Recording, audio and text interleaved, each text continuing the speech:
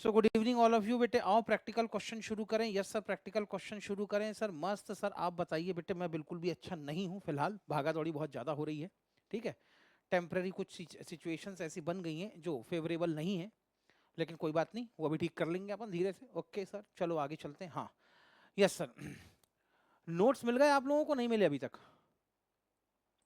जो चैप्टर हम पढ़ने वाले हैं उसके नोट्स आप तक पहुंचे कि नहीं पहुंचे? नहीं पहुंचे? How is it possible? Just a minute. हाँ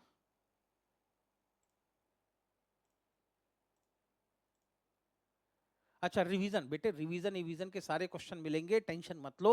पढ़ना तो शुरू करो, एक आध चैप्टर तो कंप्लीट करें, थोड़ी अपनी गाड़ी तो आगे बढ़ाएं, तो फिर पता चलेगा किसके अंदर कैसे क्वेश्चन है, कैसे क्वेश्चन नहीं है, प्रैक्टिकल क्वेश्चन कितने होंगे कितने नहीं होंगे, सब बताता हूँ फिर मैं आपको। ठीक है ना? हाँ, आगे बढ़ जाऊं? अरे बोलो ना, परमिशन दो मालिक, दाता, कृपा निधान मेरे, प्रातः स्मरणीय मेरे क्लास के बच्चों। यस सर, चलो आगे। हाँ, assets and liability of X limited as on 31 December 2020 and 31 December 2021 are as follows.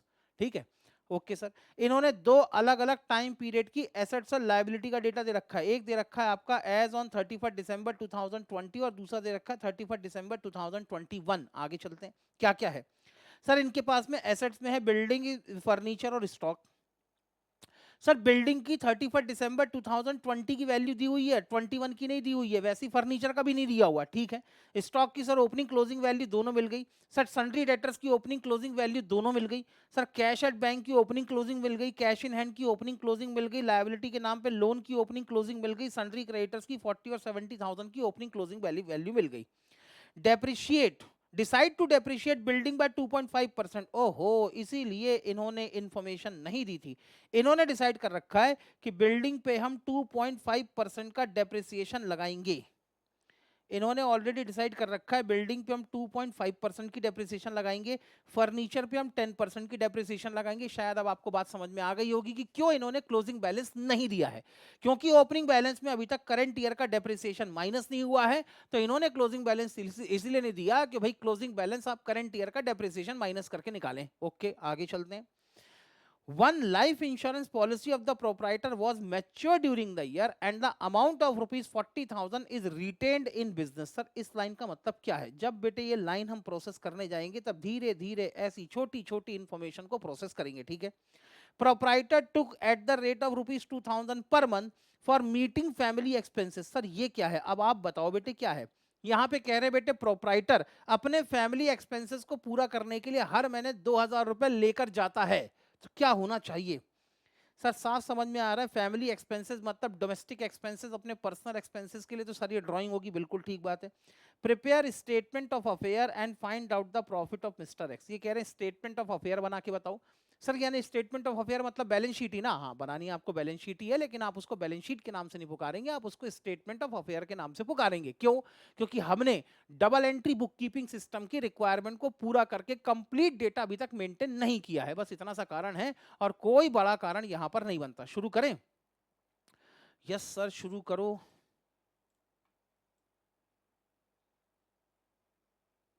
ये ठीक है, चलो बेटे सॉल्व करना शुरू करेंगे। लिखेंगे इसके लिए आंसर 1।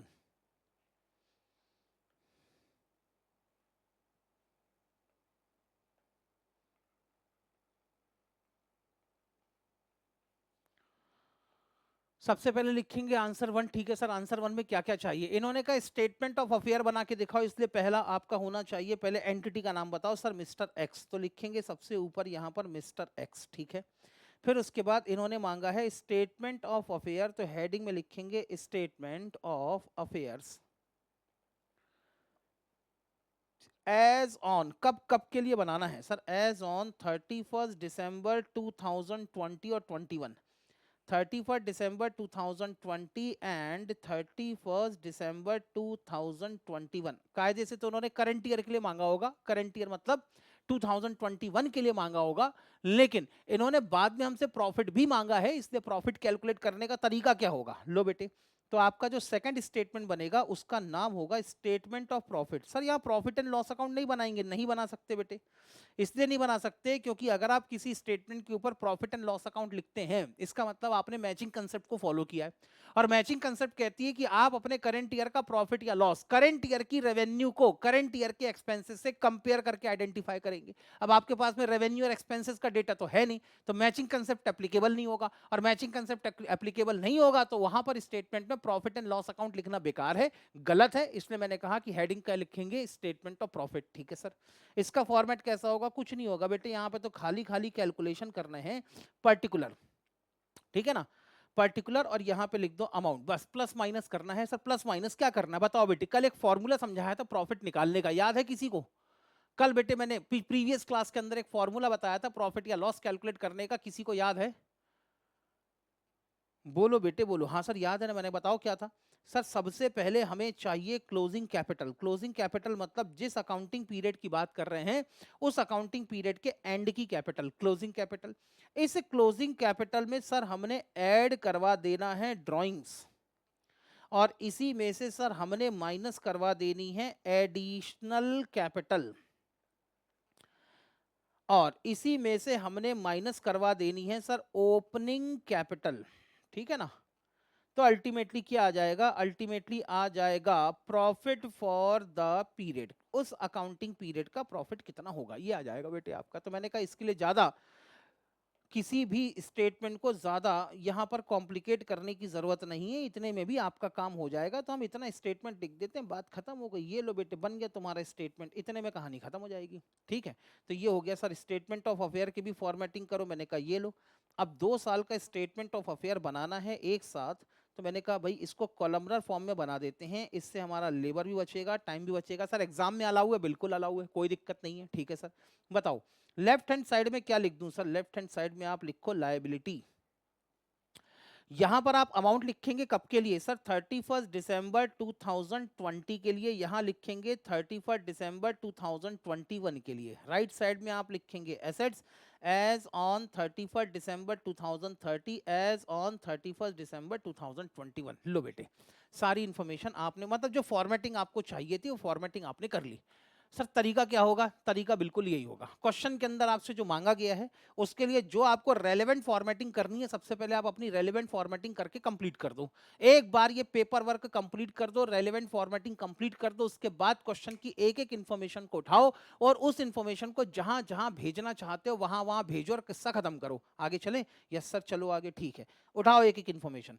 सर सबसे पहले है बिल्डिंग। ओके, बिल्डिंग का 31 दिसंबर 2020 को ओपनिंग बैलेंस कितना? सर 1 लाख। ये आपकी एसेट है, बैलेंस शीट में आनी चाहिए एसेट साइड में। बिल्कुल सर, बिल्कुल ठीक बात कह रहे हो आप। तो मैंने कहा ये लो, इसको left hand right hand side में लिख देते हैं बिल्डिंग, ओपनिंग बैलेंस है 1 लाख। अब इसके अंदर क्योंकि एडजस्टमेंट है इसलिए इसके नीचे एक लाइन की जगह छोड़ देते हैं। ठीक है sir.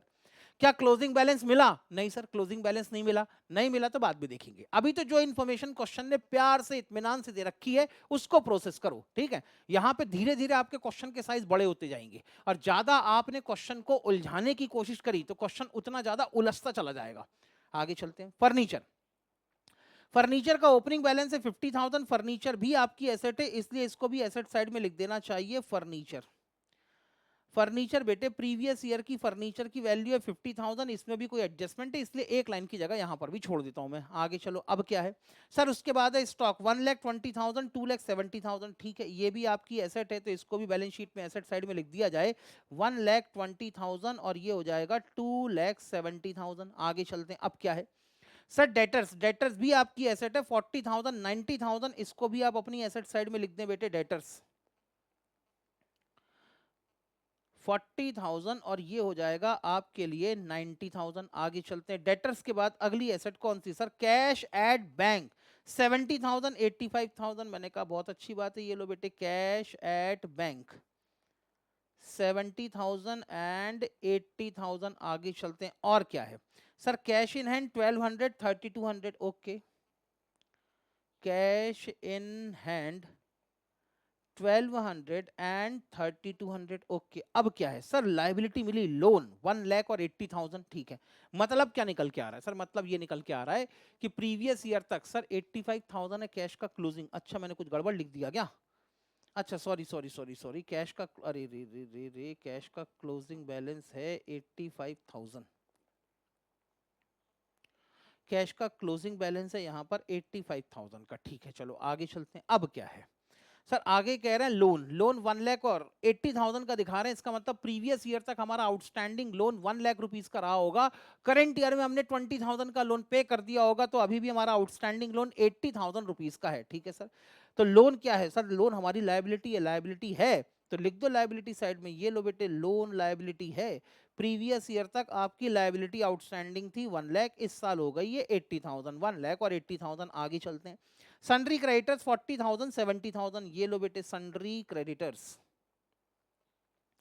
Sundry creditors previous year में थे 40,000, करंट ईयर में होगा 70,000। आगे चलूं, लो जितनी इंफॉर्मेशन थी, ऐसा नहीं लग रहा बेटे, अब ध्यान से सोचो और अपने आप को ये एहसास दिलाओ कि इतना पार्ट आप क्वेश्चन का सॉल्व कर चुके हैं। ऐसा नहीं लग रहा, एक बड़ा हिस्सा हमारा क्वेश्चन का सॉल्व हो गया। बस ये इसी तरीके से आप अपने क्वेश्चन को सॉल्व करें, जो जो इन्फॉर्मेशन जहां जहां आती है वहां वहां पहले आप उनको ट्रांसफर करें। ठीक है, अब धीरे धीरे करके क्या होगा, ये चीज आपके अंदर एक प्रैक्टिस डेवलप करेगी कि जितना क्वेश्चन बनता है उतना तो सॉल्व करो, बाकी आखिरी में देखेंगे क्या करना है। ठीक, आगे चलूं? यस सर, चलो आगे। Decided to depreciate building by 2.5% and furniture 10%। ये कह रहे हैं बिल्डिंग पे 2.5% का डेप्रिसिएशन लगाओ। तो क्या आप करंट ईयर में या प्रीवियस ईयर में डेप्रिसिएशन लगाएंगे? बिल्कुल भी नहीं लगाएंगे, नहीं सर। जो डेप्रिसिएशन लगेगा वो आपका करंट ईयर में लगेगा, depreciation at the rate of 2.5%।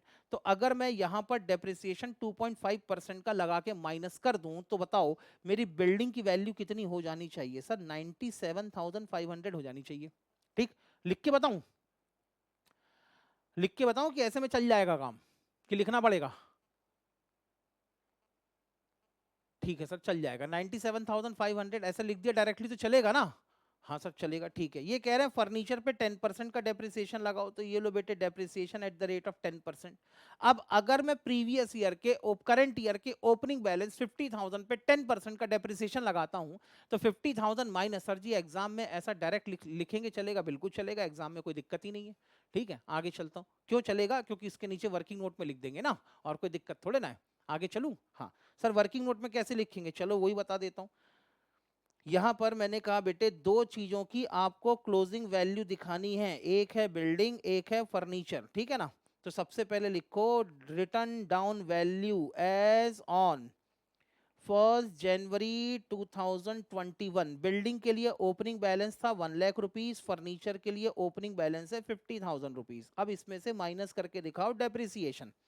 Depreciation building के लिए है 2,500, फर्नीचर के लिए डेप्रिसिएशन है 5,000। नेट बैलेंस कितना बच गया सर? बिल्डिंग का क्लोजिंग बैलेंस बच गया 97,500, फर्नीचर का क्लोजिंग बैलेंस बच गया सर 45,000। ये लो, ये बन गया तुम्हारा वर्किंग नोट नंबर 1। और मैंने कहा ये लो बेटे फर्नीचर का क्लोजिंग बैलेंस यहाँ पे लिख दो 45,000 रुपीज। अब ठीक है? हाँ सर ये ठीक है, 45,000 रुपीज। बिल्डिंग का भी आ गया, फर्नीचर का भी आ गया, और कोई इन्फॉर्मेशन? हाँ सर आगे है ना। मैंने कहा क्या बताओ सर? ये कह रहे हैं one of the life insurance policy of the proprietor was mature during the year.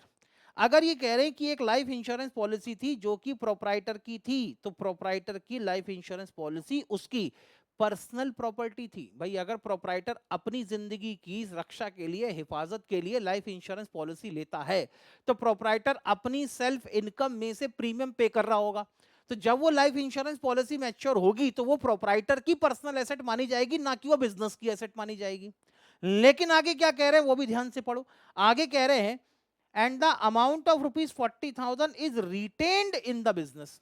तो सोचो, जो प्रोप्राइटर की पर्सनल एसेट थी उसको हमने अपने बिजनेस के अंदर रिटेन कर लिया, तो ये बात किस चीज को रिप्रेजेंट करती है सर? ये हमारी एडिशनल कैपिटल इन्वेस्टमेंट को रिप्रेजेंट करती है। What is the meaning? हाँ कैपिटल, बिल्कुल ठीक बात है बेटे खुशी।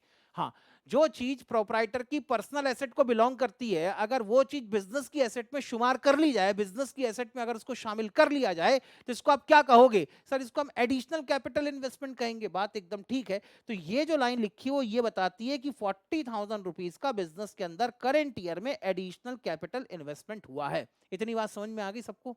यस और नो? बताओ बेटे, क्या सभी को इतनी बात समझ में आ गई? यस और नो? मनीषा, तुषार और खुशी और गुंजन, चलो आगे चलो फिर। ज्ञान, कहाँ हो मेरे भाई? आगे चलते हैं। ठीक है सर, आगे चलो आप। ठीक है, ये लो बेटे। इसी को अगर मैं प्रोसेस करने की कोशिश करूं तो क्योंकि ये मेरा एडिशनल कैपिटल इन्वेस्टमेंट है तो सीधे स्टेटमेंट ऑफ प्रॉफिट में करूंगा, तो यहां पे लिखेंगे एडिशनल कैपिटल में LIC पॉलिसी। कितने रुपए थे सर? हमारी LIC पॉलिसी थी 40,000 रुपीज की। एडिशनल कैपिटल इन्वेस्टमेंट 40,000 का होगा और ये मुझे माइनस करना है। आगे चलते हैं फिर। उसके बाद अगली इंफॉर्मेशन क्या कहती है? अगली इंफॉर्मेशन कहती है, बड़े ध्यान से, proprietor took at the rate of ₹2,000 per month for meeting family expenses. ये है आपकी ड्राइंग।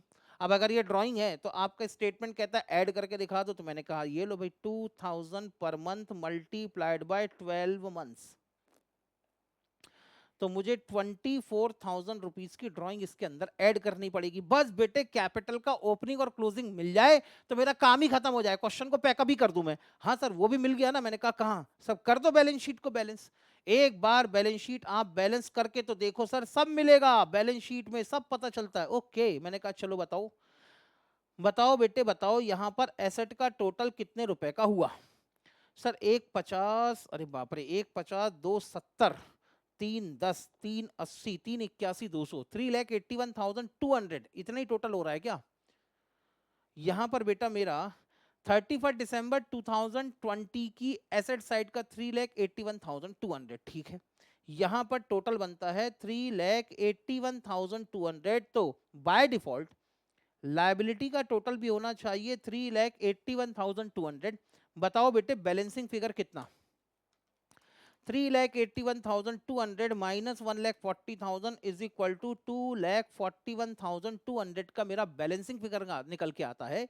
और ये जो बैलेंसिंग फिगर है ये ही रिप्रेजेंट करेगा आपकी कैपिटल को। सर ऐसे कैसे कैपिटल को रिप्रेजेंट करेगा? मैंने कहा देखो अच्छे से, आपने क्या कहा, आपने अपनी सारी एसेट का टोटल किया, सारी एसेट के टोटल में से आपने अपनी लायबिलिटीज को माइनस कर दिया, तो बचा हुआ पार्ट किसको रिप्रेजेंट करेगा? कैपिटल को रिप्रेजेंट करेगा। तो यहां पर कैपिटल निकल के आती है 2,41,200, जहां तक मेरा हिसाब किताब सही लग रहा है मुझे।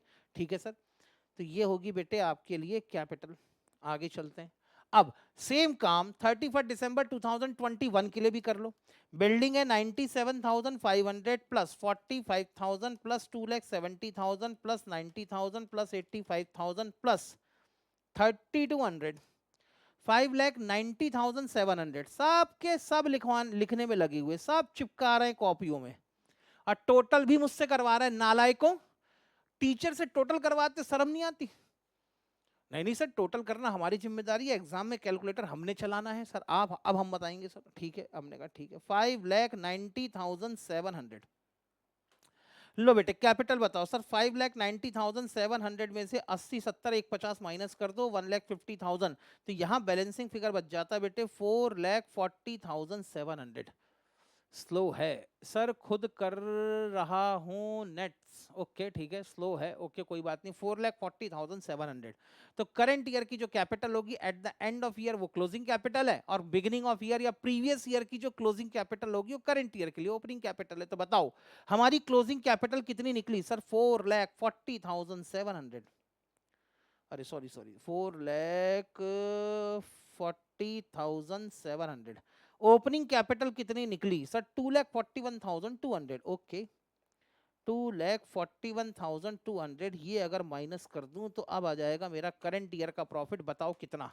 4,40,700 प्लस 24,000 माइनस 40,000 माइनस 2,41,200, तो प्रॉफिट ड्यूरिंग द ईयर होना चाहिए 1,83,500। क्वेश्चन समझ में आया बेटे सबको? 1,83,500 बिल्कुल ठीक बात है। ज्ञान 1,83,500 बिल्कुल ठीक है। खुशी, Manisha, Gunjan, yes sir done. Gunjan का हो चुका है। ये लो बेटे, यहाँ हमने बनाया था स्टेटमेंट ऑफ अफेयर, ठीक है। ये आपका वर्किंग नोट था, ठीक है ना। यहाँ पे बेटे मैंने बनाया था वर्किंग नोट नंबर 1, ये आपका वर्किंग नोट था, ठीक है। सबसे आसान सबसे सिंपल क्वेश्चन, जहां पर आप कैपिटल कंपैरिजन मेथड की एक मतलब कि जो होता है ना प्रैक्टिकली इसको कैसे यूज करते हैं, सिर्फ प्रैक्टिकली यूज करने के लिए मैंने आपको बताया है। दो अलग अलग टाइम पीरियड की आप बैलेंस शीट बना लें, स्टेटमेंट ऑफ अफेयर बना लें, इससे ओपनिंग कैपिटल और क्लोजिंग कैपिटल आपको दोनों मिल जाएगी, कंपेयर कर लें, ड्रॉइंग और एडिशनल कैपिटल का एडजस्टमेंट करवा दें, तो बस आपको आपका करंट ईयर का प्रॉफिट मिल जाएगा। आगे चलूं? ये था बेटे स्टेटमेंट ऑफ अफेयर। लिख के हो गया होगा तो जल्दी बताएं, कहें डन, ताकि मैं आगे चलूं। तुषार, खुशी, गुंजन, मनीषा, ज्ञान, जल्दी बताएं बेटे, लिख के हो गया? क्या आप सभी का स्टेटमेंट ऑफ अफेयर कंप्लीट हो चुका है? यस और नो? मनीषा ने कहा हो गया, हो गया, done done done done, yes yes yes yes. चलो, यहां हमने बनाया था स्टेटमेंट ऑफ प्रॉफिट।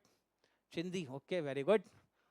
हाँ, स्टेटमेंट ऑफ प्रॉफिट बेटे हो गया आप लोगों का, बताएं जल्दी। क्या आप सभी लोग स्टेटमेंट ऑफ प्रॉफिट कंप्लीट कर चुके हैं? यस और नो? मनीषा का हो चुका है, गुंजन का भी हो चुका है, ठीक है बेटे। अंगूठा अंगूठा कितना सारे लिखते क्यों हो, मेरे को तो समझ में नहीं आता है, मतलब इतना सारा टाइप क्यों करते हो? बस एक ठेंगा दिखा दो, ओके सर, डन, बात खत्म। और अगर वो भी ना करना हो तो अपनी अपनी जो लैपटॉप की स्क्रीन है या जो मोबाइल की स्क्रीन है उसको चालू कर दो, बस बेटे स्क्रीन में कैमरे के सामने ऐसा दिखा दिया करो, सर हो गया, डन, आप आगे बढ़ो, काम ही खत्म। अच्छा सर, ऐसा भी कर सकते हैं क्या? अरे सारी छूट है, तुमको क्या दिक्कत है? आगे बढ़े? यस सर, बढ़ जाओ आगे, आओ बेटे दूसरे क्वेश्चन की तरफ बढ़े। ये है हमारा question number 2। Sir sir sir sir sir, ये तो खत्म ही नहीं हो रहा, क्या बात कर रहे हो? अगले पेज में भी ये देखो ना सर, माय गॉड। हाँ बेटे, अब इंस्टीट्यूट का क्वेश्चन है तो कुछ तो दमदारी रखेगा ना। अब आप बोलो कि 4 लाइन का क्वेश्चन दिया जाए इंटरमीडिएट के अंदर, उसी को आप सॉल्व कर लें और आपको इंटर की डिग्री मिल जाए, तो ऐसे थोड़े ना हो जाएगा, ठीक है ना? हाँ, अब आ जाओ बेटे इंस्टीट्यूट के सही लेवल पे, अब आ जाओ बेटे इंटर के लेवल पे।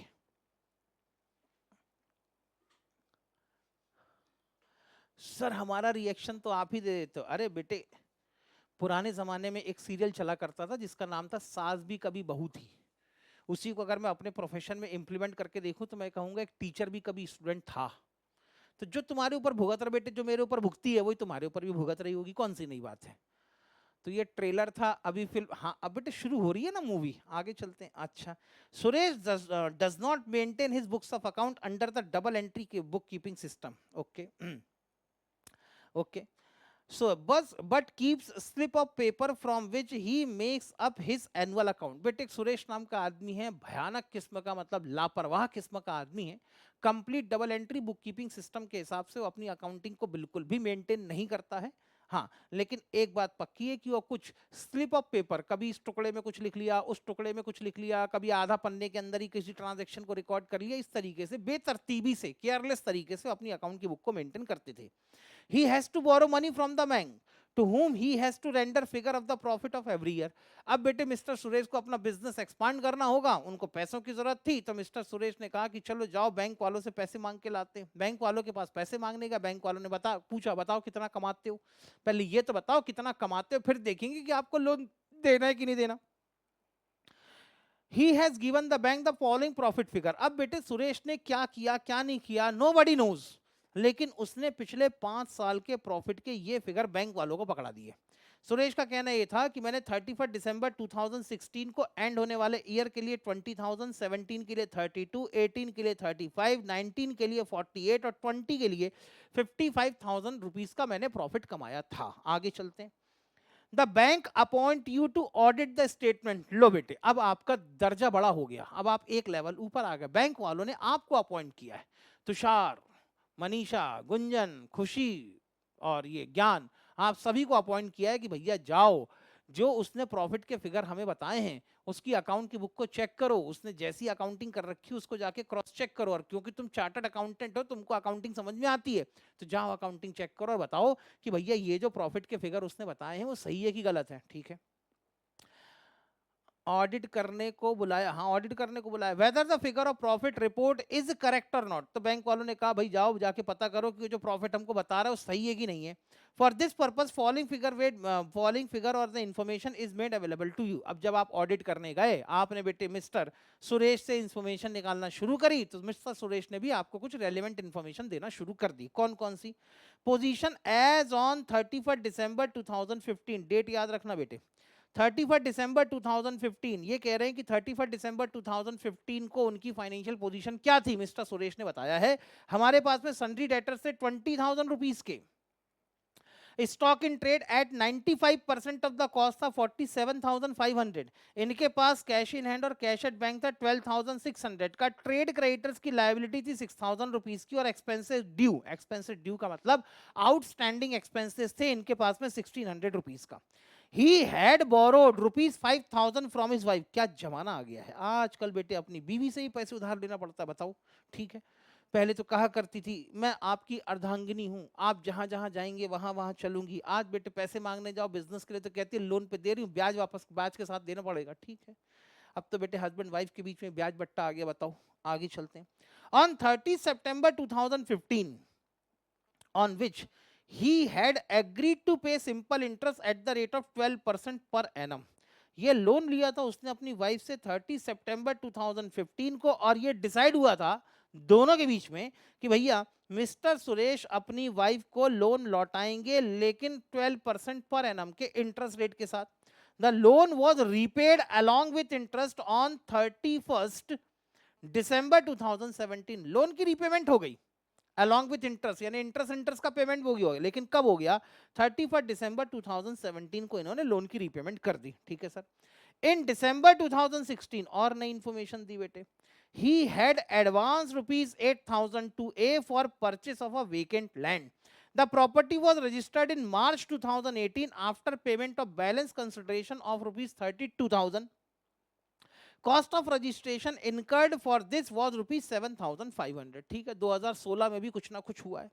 Suresh purchase jewellery worth rupees 15,000 for his daughter in October 2018। October 2018 में सुरेश ने अपनी बेटी के लिए, अपनी बेटी की शादी के लिए 15,000 रुपए की ज्वेलरी खरीदी थी। Marriage expenses incurred in January were rupees 24,000। जनवरी में शादी के खर्चे किए उसने, अपनी बेटी की शादी में 24,000 भी खर्च कर दिए। अब ये सीधे सीधे किसको बता रहा है सर, ड्राइंग है, ये तो पर्सनल एक्सपेंस, इसका बिजनेस से कोई लेना देना नहीं है। ठीक है। A new home theatre was purchased by him in March 2020। March 2020 को भी 18,000 रुपए का नया होम थिएटर खरीदा and presented by him to his friend in November 2000। यहाँ पे 20 होना चाहिए था, 12 लिखा हुआ है 2020। वहां पे बेटे डेट ठीक कर लें, जहां पे 2012 लिखा हुआ है वहां पे 2020 कर लें। ठीक है, ओके सर। तो बेटे ये कह रहे हैं कि इन्होंने 18,000 का एक नया होम थिएटर खरीदा और अपने फ्रेंड को गिफ्ट के नाम पे दे दिया। क्या ये बिजनेस एक्सपेंडिचर है? बोलो ना बेटे, क्या ये बिजनेस एक्सपेंडिचर है? यस और नो? कोई नहीं बोल रहा। क्या हुआ? क्या हुआ? नो सर, नो सर, नहीं, ये कोई बिजनेस एक्सपेंडिचर नहीं है, ये इनका पर्सनल एक्सपेंडिचर है। तो ये भी किस कैटेगरी में आएगा? ड्राइंग्स की कैटेगरी में आ जाएगा। ठीक है, आगे चलते हैं। फिर क्या है? His annual household expenses amounting to minimum of rupees 24,000। पहले कह दिया एनुअल, मतलब साल भर के उसके घर के जो पर्सनल एक्सपेंसेस हैं लगभग 24,000 के हैं। तो कायदे से अगर देखा जाए तो point number D, point number ई और पॉइंट नंबर एफ, ये आपको उसकी ड्राइंग की इंफॉर्मेशन दे रहे हैं। ये भी ड्राइंग है, बिल्कुल ठीक बात है। आओ आगे चलते हैं। आगे क्या है? The position of assets and liability as on 31 December 2020 was found to be an overdraft with the bank। अब ये कब की पोजीशन बता रहे हैं?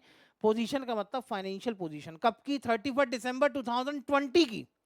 ये कह रहे हैं इनकी 31 दिसंबर 2020 की फाइनेंशियल पोजीशन कहती है कि बैंक से इन्होंने ओवरड्राफ्ट ले रखा है secured against property of rupees 12,000। Trade creditor से इनके 10,000 के, एक्सपेंसेस पेएबल है 600 के, sundry debtor including rupees 600 due from peon declared insolvent by court rupees 28,800, stock in trade at 125% of cost to reflect the market value rupees 60,000 and cash in hand rupees 250। Okay. It is found that rate of profit has been uniform throughout the period and proportion of sales during the year to the total sales for the period in the ratio of 3:4:6:8। Ascertain the annual profit, हर साल का profit निकाल के बताओ and indicate differences. अगर कहीं कोई difference हो, यानी उसके रिपोर्टेड प्रॉफिट में और आपके एस्टिमेटेड प्रॉफिट में अगर किसी तरह का कोई डिफरेंस हो, if any, with those reported by Suresh to the bank earlier. तो यहाँ पे कह रहे हैं कि आप अपने हिसाब से अपना प्रॉफिट भी असरटेन करो और मिस्टर सुरेश ने जो प्रॉफिट बताया था उससे अपने एस्टिमेटेड प्रॉफिट को कंपेयर करके निकालो और बताओ कि क्या इनके बीच में कहीं किसी तरह का कोई डिफरेंस है। Okay, all working are to form part of your answer, जितनी भी आप वर्किंग करेंगे सारे आपके आंसर का एक हिस्सा होना चाहिए। ओके, चलिए आगे चलते हैं। तो इतनी चीजें हमसे मांगी है, यानी मेन मुद्दा क्वेश्चन का कहना यह है, यस सर, हाँ, मेन मुद्दा क्वेश्चन का कहना यह है कि क्वेश्चन को कोई स्टेटमेंट ऑफ अफेयर नहीं चाहिए, क्वेश्चन को कोई बैलेंस शीट नहीं चाहिए। क्वेश्चन का कहना यह कि सिर्फ उसका प्रॉफिट कैलकुलेट करके आप बता दें और हर साल का एनुअल प्रॉफिट कैलकुलेट करके बता दें और उसके रिपोर्टेड प्रॉफिट और आपके एनुअल प्रॉफिट रिपोर्ट, जो एनुअल प्रॉफिट आपने कैलकुलेट किया है उसके बीच का डिफरेंस बता दें। ठीक है, तो जो सवाल ने पूछा है वो आपका main part of the solution होना चाहिए। लिखेंगे यहां पर आंसर नंबर 2। यहां पर बेटे सबसे पहले तो बनाना पड़ेगा आपको स्टेटमेंट ऑफ प्रॉफिट, यहां पर ये बनेगा स्टेटमेंट ऑफ प्रॉफिट और यहां पर आप करंट ईयर मतलब कि जो भी टाइम पीरियड होगा टाइम पीरियड का प्रॉफिट या लॉस कैलकुलेट करेंगे। अब यहां पे निकालेंगे कैसे, स्टेटमेंट कैसे बनाओगे सर, उसमें क्या है, पर्टिकुलर, अभी आपने समझाया पर्टिकुलर और अमाउंट कैसे निकालोगे यही बता दो। सर सबसे पहले हम निकालेंगे क्लोजिंग कैपिटल, मैंने कहा ठीक है चलो भाई क्लोजिंग कैपिटल।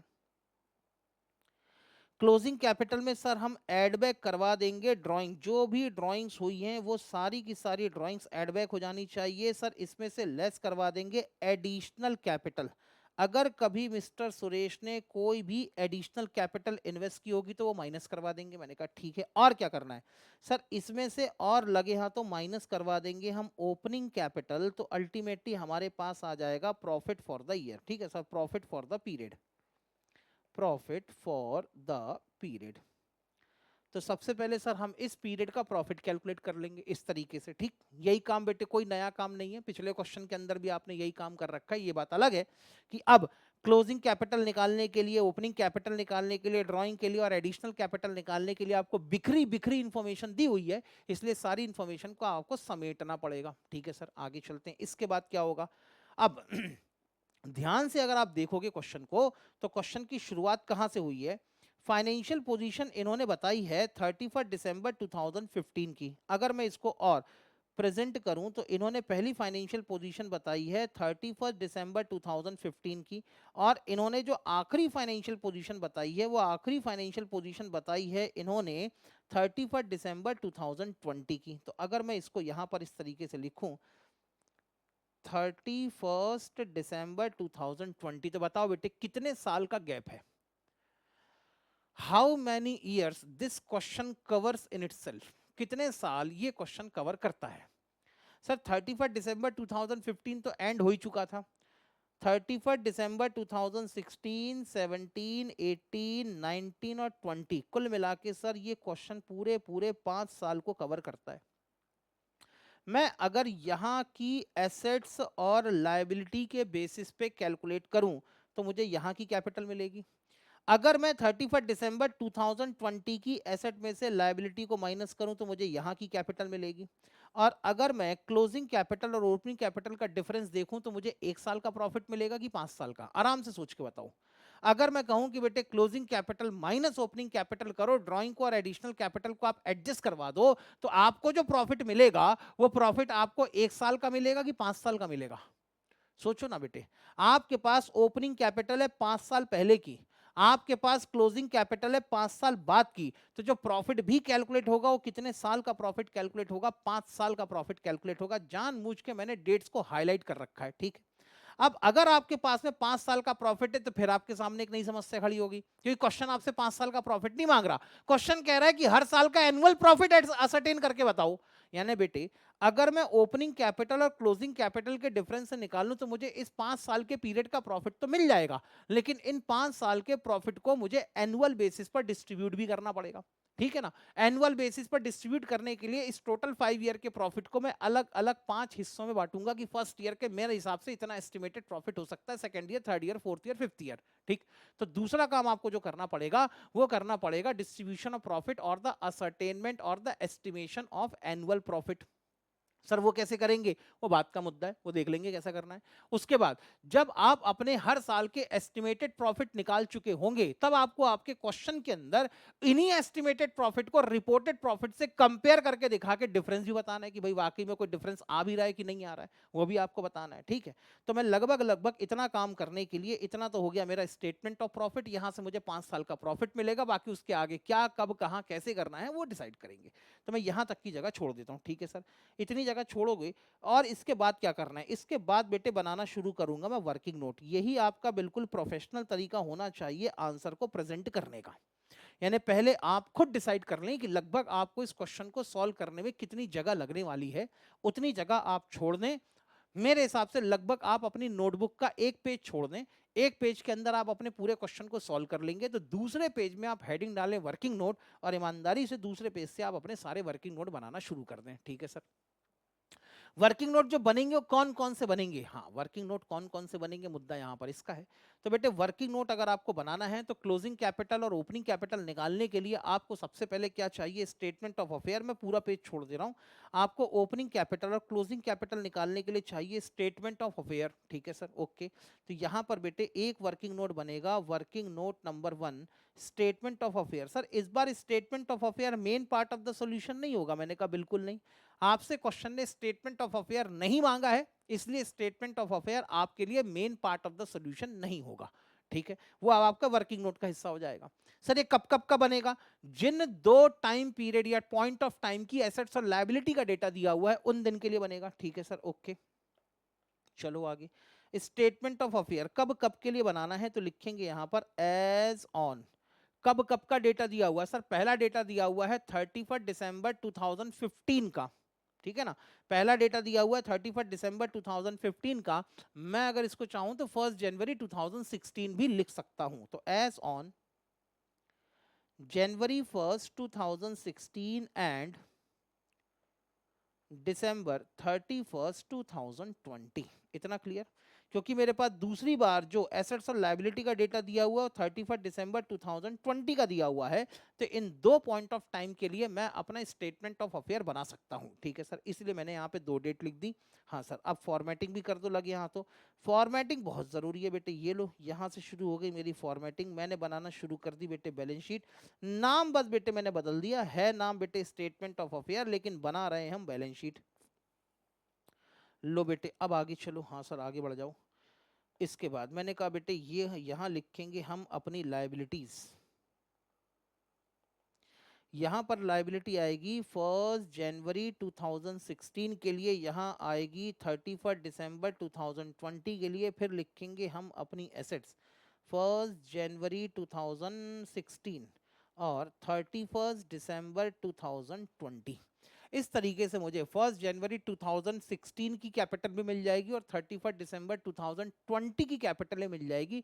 भले ही 5 साल का डिफरेंस है, लेकिन अल्टीमेटली क्लोजिंग और ओपनिंग कैपिटल को कंपेयर करके ड्राइंग और एडिशनल कैपिटल को एडजस्ट करके कम से कम 5 साल का प्रॉफिट तो निकल जाएगा। हाँ सर ठीक है, चलो अब एक एक एसेट को उठाओ, जहां जहां भेजना है एक एक इन्फॉर्मेशन को। इतने बड़े क्वेश्चन को एक साथ आप कभी भी हैंडल नहीं कर पाएंगे, इस बात को आप शायद अभी तक समझ चुके होंगे। सीए फाउंडेशन के अंदर आपके एक्सपीरियंस ने आपको बता दिया होगा कि जब भी क्वेश्चन का साइज बड़ा होता है, पूरे क्वेश्चन को आप कभी भी एक साथ हैंडल नहीं कर सकते। तो सबसे बेहतर तरीका ये होगा कि क्वेश्चन जिस डायरेक्शन में बह रहा है, नदी जिस डायरेक्शन में बह रही है, नदी के बहने के या बहाव के डायरेक्शन में तैरा जाए। समय भी कम लगेगा, एनर्जी भी कम लगेगी, मार्क्स भरपूर मिलेंगे। अपोजिट डायरेक्शन में तैरने से आप कोई अपने साहस का परिचय नहीं देंगे, क्वेश्चन के साथ लड़के झगड़ के आप किसी तरीके से अपने कोई साहस का परिचय नहीं दे रहे, जबकि आप बेवकूफ़ी कर रहे होंगे। ठीक है सर, ओके। सर ये रिपोर्टेड प्रॉफिट का क्या करना है, कुछ नहीं कर सकते आप। रिपोर्टेड प्रॉफिट का कुछ क्यों नहीं कर सकते, क्योंकि आपको रिपोर्टेड प्रॉफिट को अपने एस्टिमेटेड प्रॉफिट से कंपेयर करके यहां पर आपको ये बताना है कि एक्चुअली यहां पर कहीं कोई दिक्कत है। तो बेटे हाँ सर, इससे तो कंपैरिजन तो करनी है ना, लेकिन मैंने कहा बात तो सही है। तो लो बेटे बी स्टेटमेंट बना देता हूं मैं यहां पर, B ascertainment ascertainment of difference in profit. यहाँ पर बेटे हमसे क्वेश्चन ने मांगा भी है कि मिस्टर सुरेश ने जो प्रॉफिट बताए हैं उनके रिपोर्टेड प्रॉफिट में और हमारे एस्टिमेटेड प्रॉफिट में कोई डिफरेंस है क्या। तो ascertainment of difference in profit कैसे निकालोगे सर। इनको निकालने के लिए हम अपने रिपोर्टेड प्रॉफिट को कंपेयर करेंगे किसके साथ, एस्टिमेटेड प्रॉफिट के साथ कंपेयर करेंगे। यानी मोटे मोटे तौर पे मैं ये कहने की कोशिश कर रहा हूं कि रिपोर्टेड प्रॉफिट को एस्टिमेटेड प्रॉफिट से माइनस कर देंगे तो दोनों को कंपैरिजन भी हो जाएगी, तो पता चल जाएगा कि भाई हमारा कुल मिला के कितना डिफरेंस आ रहा है। सर प्रॉफिट कौन कौन सा लेंगे, जो जो ईयर इन्होंने बताए हैं 31 दिसंबर 2016, तो मुझे चाहिए profit as on for profit for the year ended 31st December 2016, 31st December 2017, 31st December 2018, 31st December 2019, 31st December 2020। In 5 years के प्रॉफिट को मैं कंपेयर करूंगा और कंपेयर करके मैं प्रॉफिट के बीच में अगर किसी भी तरह का कोई भी डिफरेंस निकलता है तो मैं यहाँ पर डिफरेंस निकाल के दिखाऊंगा। ये काम भी मुझे करके दिखाना है, ठीक है सर, ओके। अच्छा सर अब क्या करना है ये बताओ। मैंने कहा बस अब एक एक क्वेश्चन की इंफॉर्मेशन को उठाओ। ये है बेटे आपके रिपोर्टेड प्रॉफिट। अगर ये रिपोर्टेड प्रॉफिट हैं तो कम से कम रिपोर्टेड प्रॉफिट को उनकी सही जगह पे तो भेजा ही जा सकता है। हाँ सर भेजा जा सकता है तो भेज दो। सर फर्स्ट ईयर का रिपोर्टेड प्रॉफिट है 20,000 रुपीज का, सेकेंड ईयर का रिपोर्टेड प्रॉफिट है 32,000 रुपीज का, थर्ड ईयर का रिपोर्टेड प्रॉफिट है 35,000 रुपीज का, फोर्थ ईयर का रिपोर्टेड प्रॉफिट है 48,000 रुपीज और फिफ्थ ईयर का रिपोर्टेड प्रॉफिट है 55,000 रुपीज। ठीक है, ये है रिपोर्टेड प्रॉफिट। जहां इनको जाना था उनको सही जगह पे आपने इसको भिजवा दिया, ठीक है ना। हाँ सर ठीक है, इतनी बात समझ में आ गई। यहां तक क्वेश्चन समझ में आया या नहीं आया। क्वेश्चन का साइज भी बड़ा होगा और ऐसा क्वेश्चन अगर एग्जाम में आया तो सीधे सीधे बेटे आपको 15 मार्क्स देके जाएगा, कम से कम 10 मार्क्स तो देके जाएगा ही जाएगा, गारंटी है। 10 मार्क्स से कम के लायक ये क्वेश्चन नहीं है। आगे चलूं, यस सर आगे चलो, ठीक है। लो बेटे पहली इंफॉर्मेशन हमारी अकाउंट की प्रोसेस हो चुकी है। बैंक ने हमको अपॉइंट किया। लो बेटे जहां जहां तक आपका क्वेश्चन प्रोसेस होता चला जाए आप उसको अपने पिक्चर में से हटाते चले जाओ। इतना क्वेश्चन हमने प्रोसेस कर दिया, अब मेरा इस पार्ट से कोई लेना देना नहीं है। जहां जहां मुझे इतनी इंफॉर्मेशन को यूज करना चाहिए था सारी इंफॉर्मेशन को यूज कर लिया, बस इतने पार्ट को अब मैं भूल गया। मान लो कि ये क्वेश्चन अब है ही नहीं तुम्हारे पास। आगे चलते हैं, ठीक है आगे बढ़ो। ये कह रहे position as on 31 December 2015, 31 December 2015 यानी 1 जनवरी 2016 की फाइनेंशियल पोजीशन बता रहे हैं। इसका मतलब 1 जनवरी 2016 की एसेट्स और लायबिलिटी बता रहे हैं। क्या कह रहे हैं, इनके सन्ड्री डेटर्स से 20,000 रुपीज के, कहां लिख दूं सर, स्टेटमेंट ऑफ अफेयर में लिखो ना। मैंने कहा ठीक है, ये लो भाई सन्ड्री डेटर से इनके कितने के 20,000 रुपीज के इनके सन्ड्री डेटर्स थे। ठीक है आगे चलते हैं। फिर क्या है सर, ये कह रहे हैं कि इनके पास में स्टॉक इन ट्रेड था एट 95% ऑफ कॉस्ट। ठीक है, तो मैं यहां पे लिखूंगा stock in trade. Stock in trade कितने रुपए का स्टॉक इन ट्रेड लिखूं, तो सर ये कह रहे हैं कॉस्ट के 95% पे इन्होंने वैल्यूएशन करी और वैल्यूएशन आई 47,500। तो क्या मैं 47,500 लिख दूं, नहीं, मैं 47,500 को डिवाइडेड बाय 95% करूंगा। कितना आता है 47,500 डिवाइडेड बाय 95%, यहां पे लिखा जाएगा 50,000।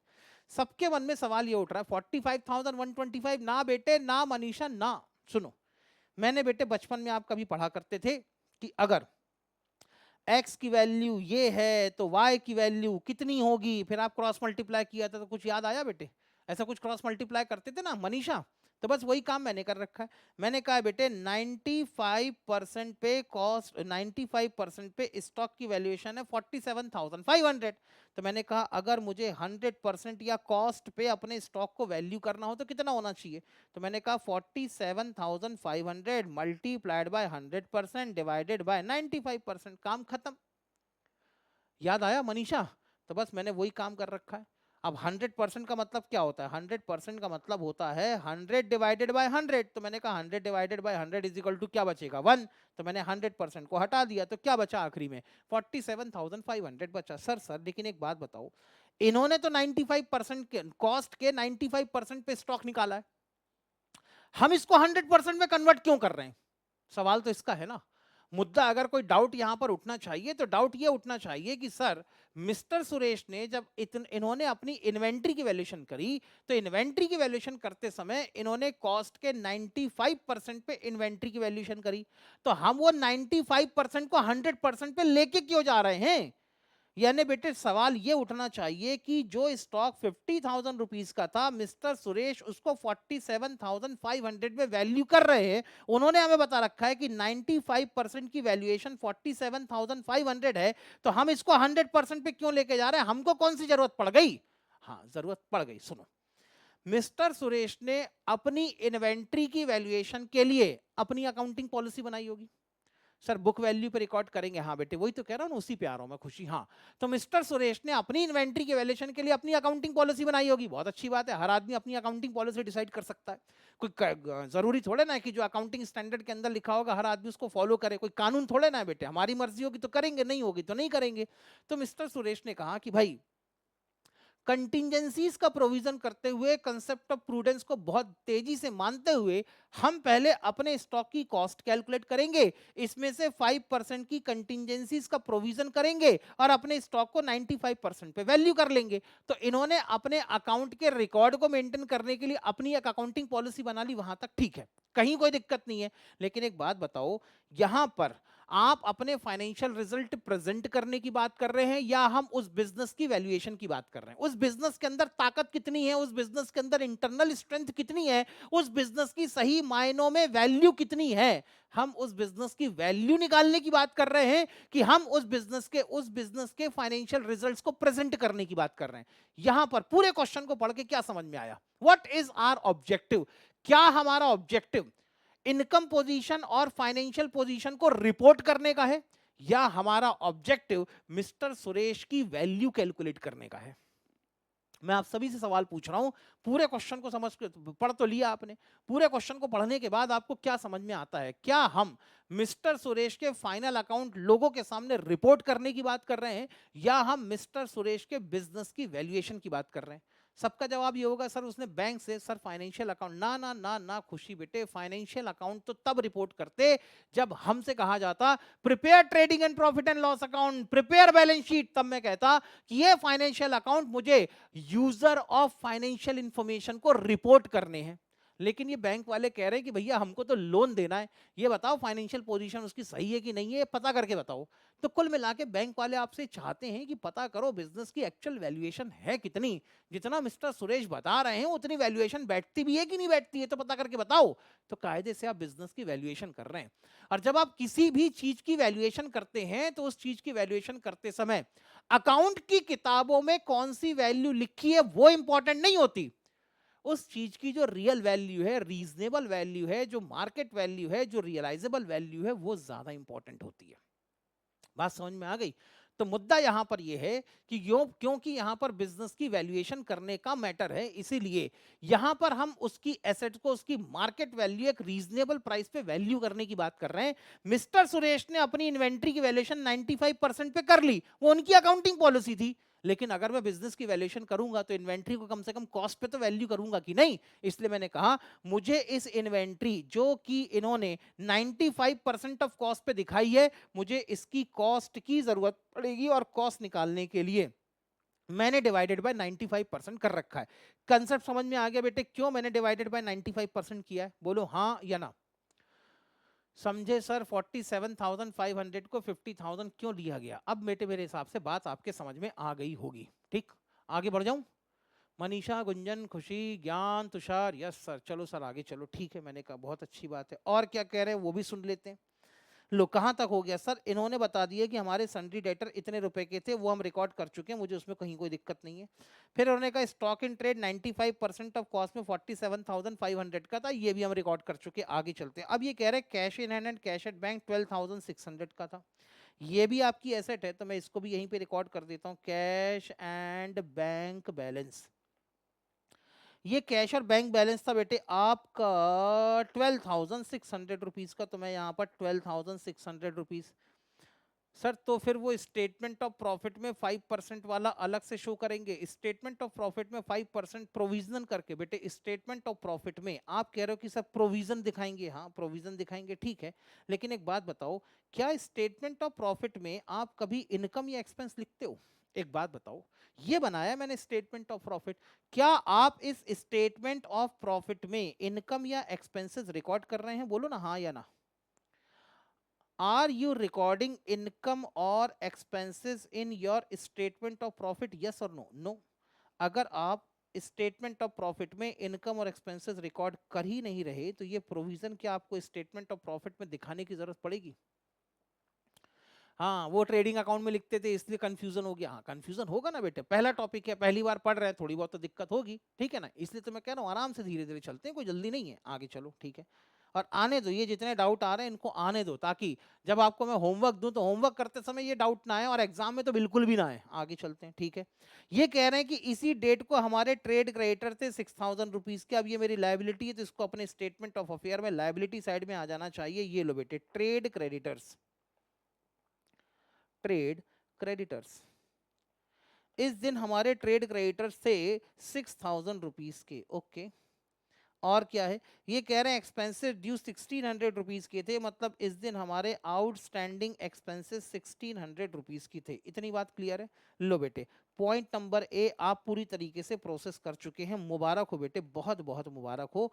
पॉइंट नंबर ए आपका कंप्लीटली प्रोसेस हो गया। आगे चलूं, बस इसी तरीके से आगे बढ़ते जाओ, धीरे धीरे क्वेश्चन के साथ अपने प्यार को बढ़ाना है और हद से गुजर जाना है, ठीक है। आगे बढ़ जाऊं? यस सर, बढ़ो आगे।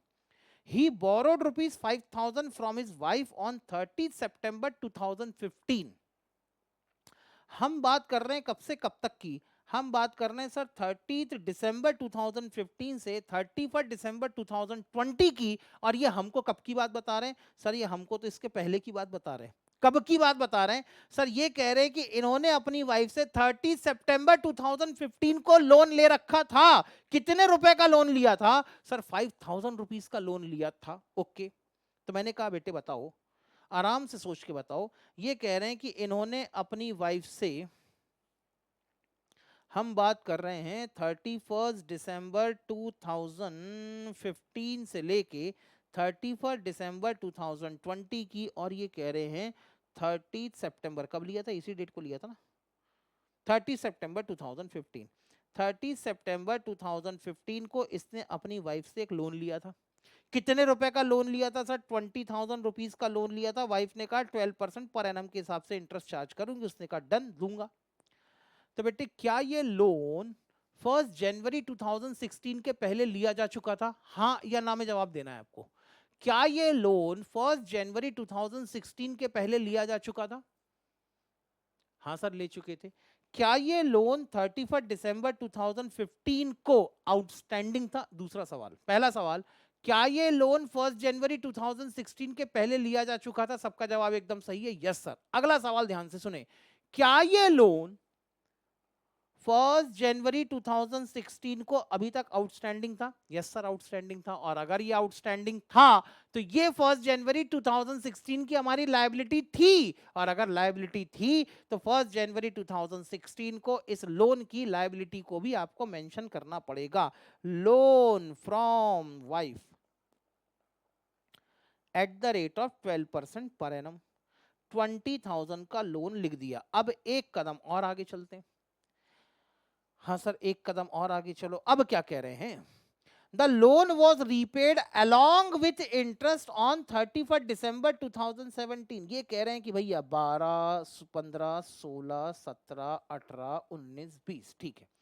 31 दिसंबर 2016, 31 दिसंबर 2017, 31 दिसंबर 2018, 31 दिसंबर 2019 और 20। अब आगे की इंफॉर्मेशन कहती है this loan was repaid along with interest on 31 दिसंबर 2017। यानी इस लोन की जो रीपेमेंट हुई है वो 31 दिसंबर 2017 को हुई है अलोंग विथ इंटरेस्ट।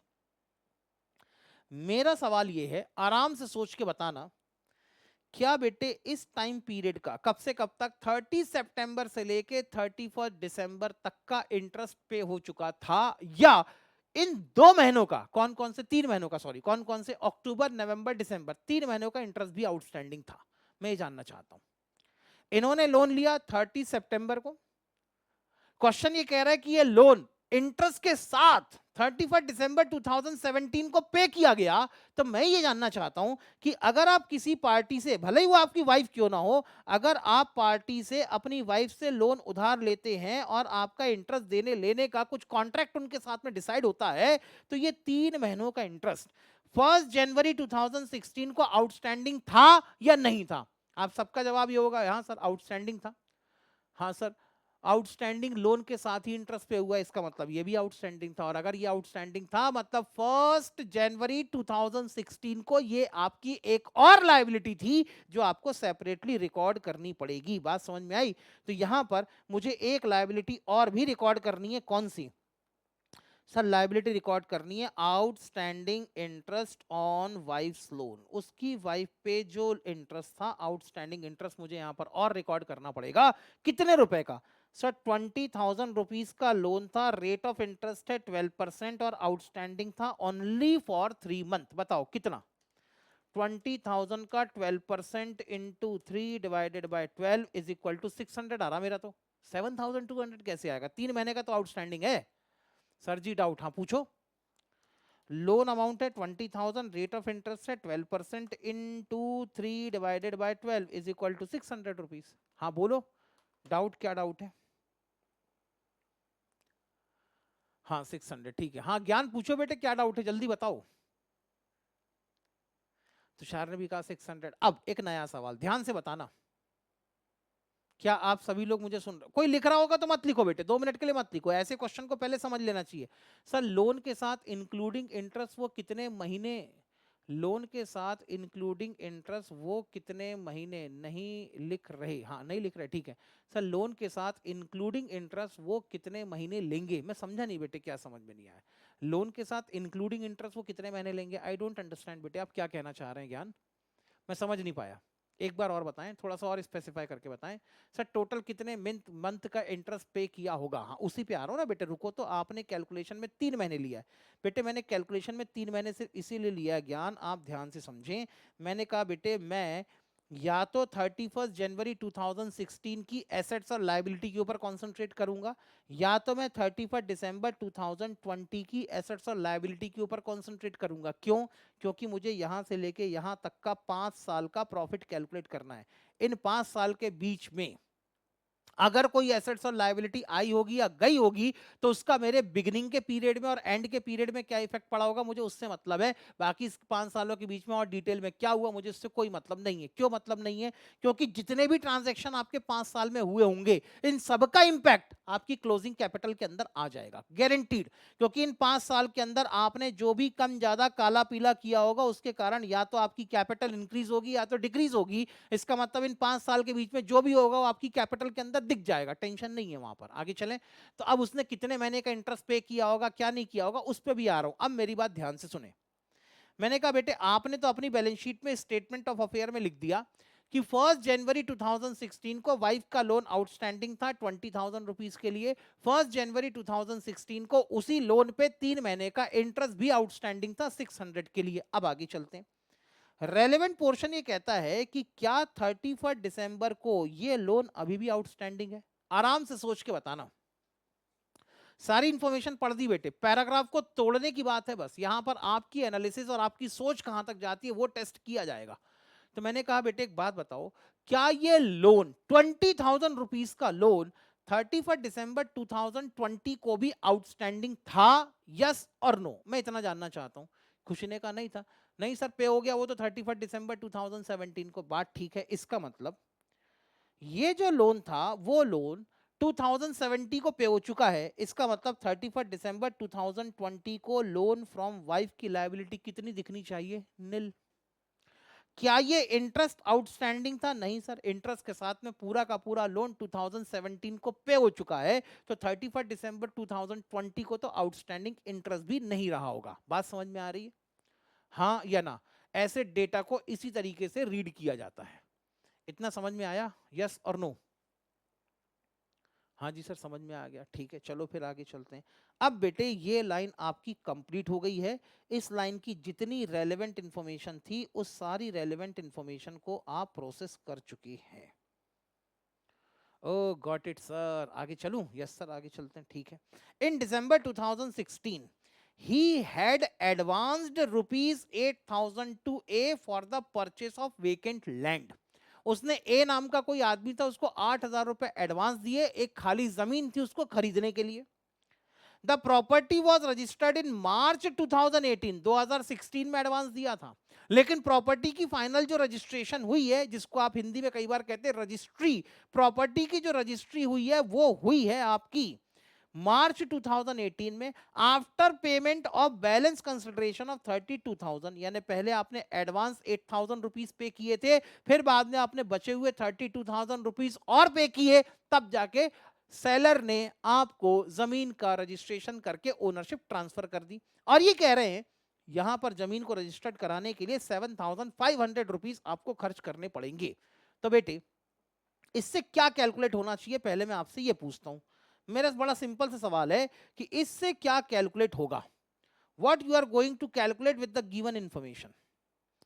बताओ ना बेटे इससे आपका क्या कैलकुलेट होगा। What you are going to calculate with the given information.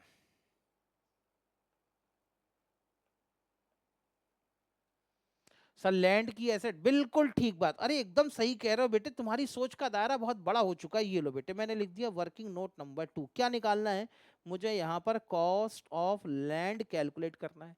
Cost of land calculate करना है तो क्या करूं सर? सबसे पहले तो हमने जो एडवांस दिया था वो भी लैंड की कॉस्ट में इंक्लूड होना चाहिए। एडवांस हमने पे किया था 8,000 का। फिर हमने एक्चुअल लैंड की एसेट होगी क्या, आगे चलते हैं, ठीक है। उसके बाद सर हमने जो बैलेंस अमाउंट पे किया था वो भी आप लैंड की एसेट में ही ऐड करो। बैलेंस अमाउंट, बैलेंस अमाउंट हमने 32,000 रुपीज पे किया था, that will be also included in the cost of land. और साथ में आपने जो रजिस्ट्रेशन चार्जेस दिए थे, रजिस्ट्री के जो चार्जेस खर्च किए थे, उन रजिस्ट्रेशन चार्जेस को भी आप अपनी लैंड की कॉस्ट में ही ऐड करेंगे। याद आया बेटे? क्यों बोलो ना, याद आया कि नहीं? आपने सीए फाउंडेशन के अंदर एक टॉपिक पढ़ा था कैपिटल एंड रेवेन्यू, और आपने उसके अंदर पढ़ा था कि अगर किसी एसेट को खरीदा जाए तो जब तक उस एसेट की ओनरशिप ट्रांसफर नहीं हो जाती तो ओनरशिप के ट्रांसफर से रिलेटेड जितने भी खर्चे होंगे वो सारे के सारे एक्सपेंसेस कैपिटलाइज किए जाएंगे, एसेट की कॉस्ट में ऐड किए जाएंगे। याद आया कुछ, हाँ या ना?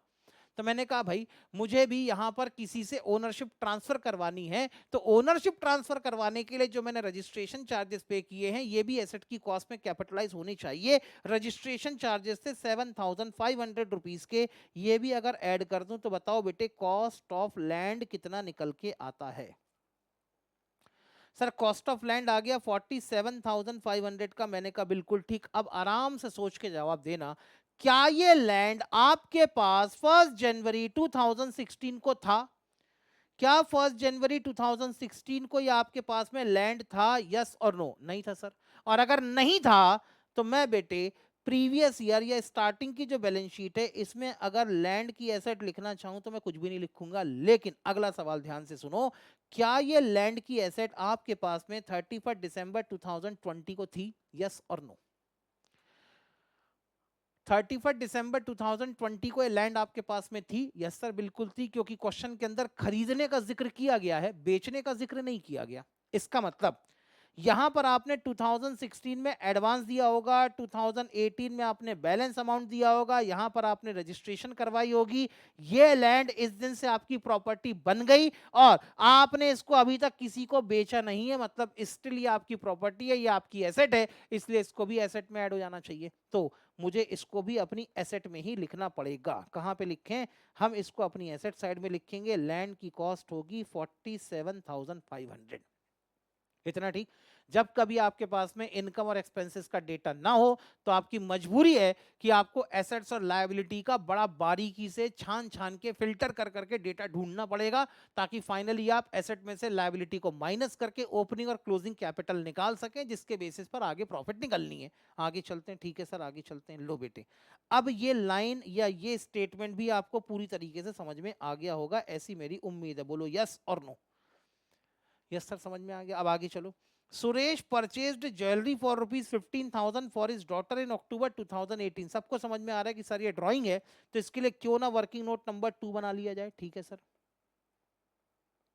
ड्राइंग्स। सबसे पहले बेटे डॉटर के लिए जो ज्वेलरी खरीदी है, डॉटर की स्पेलिंग क्या, DAUGHTER, डॉटर्स ज्वेलरी। कितने की डॉटर के लिए ज्वेलरी खरीदी थी? तो 15,000 रुपए की ज्वेलरी खरीदी थी। मैंने कहा ठीक है, ये लो 15,000। आगे चलते हैं, और क्या है। फिर ये कह रहे हैं उसने अपनी डॉटर की मैरिज में 24,000 रुपए खर्च किए। ठीक है बेटे, daughters marriage expenses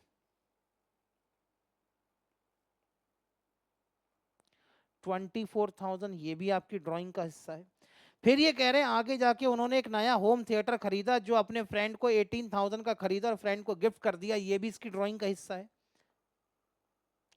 home theatre कितने का खरीदा था? सर होम थिएटर खरीदा है इसने 18,000 रुपीज का, तो मैंने कहा ये भी ले लो। आगे चलते हैं, और क्या है।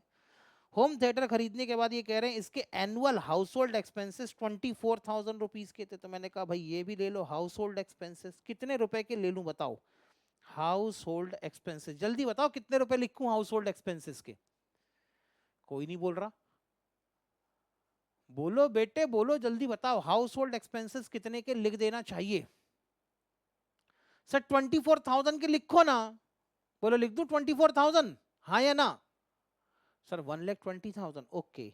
ये कह रहे हैं एनुअल हाउस होल्ड एक्सपेंसेस 24,000 के हैं और ये पूरा का पूरा डेटा 5 साल का है, तो 5 साल तक हर साल 24,000 उसने विड्रॉ किए होंगे। तो टोटल हाउस होल्ड एक्सपेंसेस होते हैं 1,20,000 के। इन सबका टोटल करो तो आप, अच्छा टोटल मत करो, बाद में देख लेंगे, और कोई एडिशनल इन्फॉर्मेशन मिल गई तो बेटे एक लाइन, ये लाइन पूरी आपने प्रोसेस कर ली, ये लाइन आपकी पूरी प्रोसेस हो गई, ये लाइन आपकी पूरी प्रोसेस हो गई। यहां तक आप क्वेश्चन की सारी इंफॉर्मेशन को प्रोसेस कर चुके हैं। मैं ना तो नीचे से ऊपर गया ना ऊपर से नीचे आया, जैसी जैसी इंफॉर्मेशन आ रही है उसको जहां जहां प्रोसेस करना है मैं प्रोसेस करता चला जा रहा हूं। ठीक है सर, आगे चलते हैं। अब क्या है, the position of assets and liability as on 31 December 2020 was as follows: overdraft with the bank secured against property 12,000। अब अगर ये बैंक ओवरड्राफ्ट है तो डेफिनेटली आपकी लायबिलिटी, और अगर ये लायबिलिटी है तो बैलेंस शीट में लायबिलिटी साइड में आ जाना चाहिए। लिखेंगे यहां पर बैंक ओवरड्राफ्ट।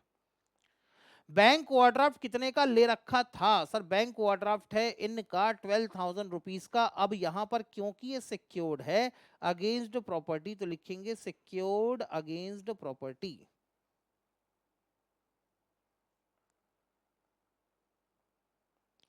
आगे चलूं? यस सर चलो आगे। उसके बाद क्या कह रहे हैं, फिर ये कह रहे हैं ट्रेड क्रेडिटर 10,000 रुपीज के थे। ट्रेड क्रेडिटर साल के आखिरी में, 5 साल के आखिरी में 10,000 के थे, वो भी लिख दिया।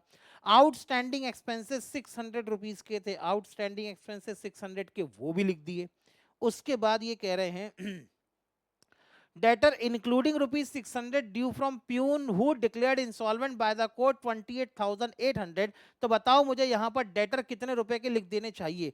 सर 28,800 के डेटर्स हैं, लेकिन 600 रुपीज प्यून से रिकवर करने थे, कोर्ट ने कह दिया इंसॉल्वेंट है, तो पैसे तो मिलने वाले हैं नहीं, तो माइनस कर दो। तो असल में डेटर्स आपको रिपोर्ट करने पड़ेंगे 28,200 रुपीज के, क्योंकि आपका बेड डेट्स है, और अगर बेड डेट्स एडजस्टमेंट में आए तो आपको इसको डेटर में से माइनस करके दिखाना चाहिए। इतना तो खैर आपको याद ही होगा। आगे बढ़ जाऊं? बोलो ना बेटे, आगे बढ़ जाऊं? यहां तक बात समझ में आ रही है? यस सर, इतना तो समझ में आ गया। आगे बढ़ते हैं। ठीक है, और क्या है, stock in trade at 125% of cost. अब बेटे कह रहे हैं कि इनका जो स्टॉक है वो 125% ऑफ कॉस्ट के बराबर है, 60,000 है।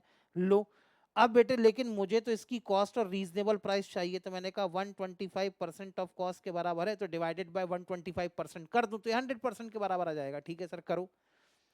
60,000 डिवाइडेड बाय 125%, तो असल में स्टॉक होगा इनके पास में 48,000 का, और ये रही होगी स्टॉक की ओरिजिनल कॉस्ट।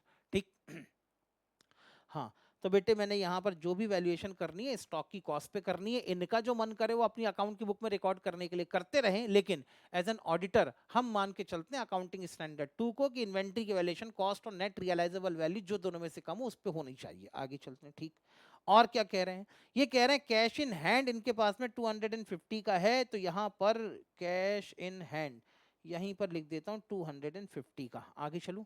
ठीक है सर, और कोई इन्फॉर्मेशन है? नहीं सर, बाकी तो इन्फॉर्मेशन खत्म ही है पूरी। मैंने कहा ठीक है चलो खत्म है तो पैकअप करना शुरू करें। सर पैकअप करेंगे तो क्या मिलेगा? पैकअप करेंगे तो बेटे यहाँ पर पहले तो वर्किंग नोट को पैकअप करो। सर ये तो हो गया, cost of land balance sheet में भेज दिया। टोटल ड्राइंग बताओ कितनी होती है?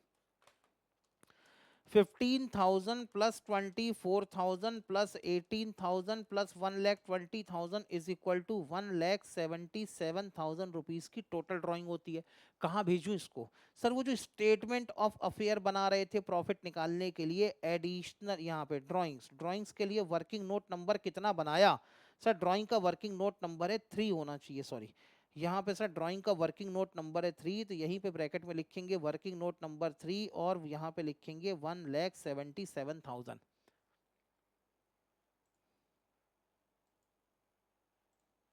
हाँ सर चलो आगे, ठीक है। ड्राइंग को जहां आना था वहां हम ले आए। अब क्या करें? सर देखो पीछे से वर्किंग नोट को पैकअप कर रहे थे, कॉस्ट ऑफ लैंड और ड्राइंग हो गया। अब यहाँ पर आ जाओ। मैंने कहा भाई सीधी बात है, सारा डेटा आपके सामने रखा हुआ है। दोनों ईयर के एसेट्स में से लायबिलिटी को माइनस करोगे तो क्या मिलेगा? कैपिटल। तो चलो बेटे लगे यहाँ तो कैपिटल भी निकाल लो, जिसकी हमें खासी जरूरत है। बोलो बेटे कैपिटल बताओ कितनी आएगी? ये कैपिटल आएगी आपकी बैलेंसिंग फिगर। बैलेंसिंग फिगर निकालने के लिए सबसे पहले 1 जनवरी 2016 की एसेट का टोटल बताओ। सर 50 और 20 70 और 10 80 82,600 आना चाहिए मेरे हिसाब से, शायद 82,600। तो लायबिलिटी का टोटल भी 82,600 ही होना चाहिए। बैलेंसिंग फिगर बताओ। 82,600 माइनस 6,000 माइनस 1,600 माइनस 20,000 माइनस 600, 54,400 आ रहा है बेटे मेरा बैलेंसिंग फिगर। चेक करो, हाँ 54,400 ठीक है। आगे बढ़ते हैं। अब 31 दिसंबर 2020 का टोटल बताओ। सर 28,200 के डेटर्स प्लस 48,000 का स्टॉक प्लस 250 का कैश बैलेंस प्लस 47,500 का लैंड, 1,23,950, 1,23,950। आगे चलते हैं तो यहाँ का भी टोटल होना चाहिए 1,23,950। बैलेंसिंग फिगर बताओ। सर माइनस 10 और 12 22,600, 22,600 बेटे माइनस करा दूं तो यहाँ बैलेंसिंग फिगर बच जाता है 1,01,350 का। ओपनिंग और क्लोजिंग कैपिटल मिल गई। ले आओ अपने स्टेटमेंट में। ओपनिंग कैपिटल कितनी, क्लोजिंग कैपिटल कितनी मिली?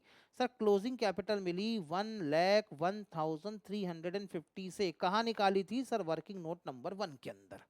ओपनिंग कैपिटल मुझे माइनस करनी है। ओपनिंग कैपिटल कितनी आई? सर ओपनिंग कैपिटल आई है हमारी 54,400 की।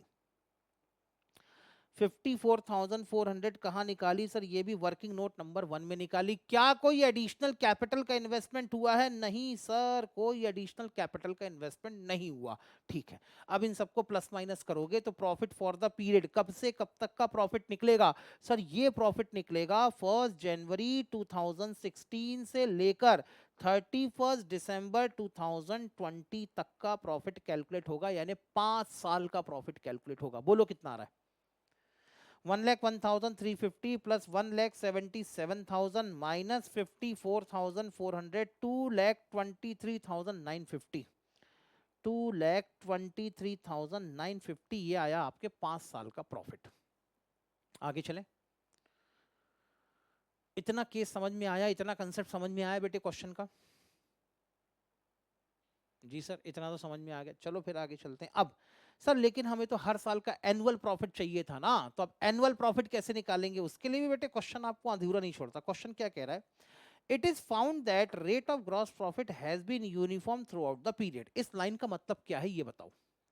इस लाइन का मतलब ये है कि आपका जो भी क्वेश्चन जितने पीरियड को कवर कर रहा है, हमारा क्वेश्चन कितने पीरियड को कवर कर रहा है? सर 5 साल को कवर कर रहा है। तो क्वेश्चन का कहना यह है कि इन 5 साल में रेट ऑफ ग्रॉस प्रॉफिट आपके लिए हमेशा कांस्टेंट रहा। मतलब अगर फर्स्ट ईयर में आपने 20% का ग्रॉस प्रॉफिट कमाया होगा तो सेकेंड ईयर में भी 20%, थर्ड ईयर में भी 20%, फोर्थ ईयर में भी 20%, फिफ्थ ईयर में भी 20% का ही आपने प्रॉफिट कमाया होगा।